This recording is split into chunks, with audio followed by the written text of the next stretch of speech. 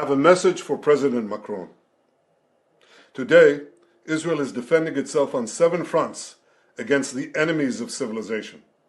We're fighting in Gaza against Hamas, those savages who murdered, raped, beheaded, and burned our people on October 7th.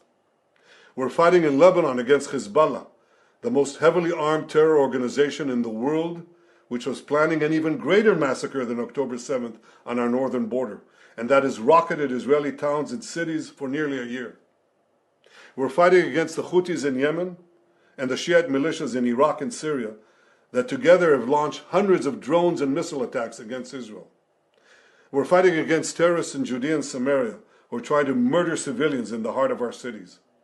And we're fighting against Iran, which last week fired over 200 ballistic missiles directly at Israel, and which stands behind the 7-front war against Israel. As Israel fights the forces of barbarism led by Iran, all civilized countries should be standing firmly by Israel's side. Yet President Macron and some other Western leaders are now calling for an arms embargo against Israel. Shame on them. Is Iran imposing an arms embargo on Hezbollah, on the Houthis, on Hamas, and on its other proxies? Of course not. The axis of terror stands together.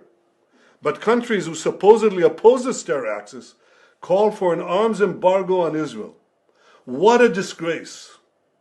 Well, let me tell you this. Israel will win with or without their support. But their shame will continue long after the war is won.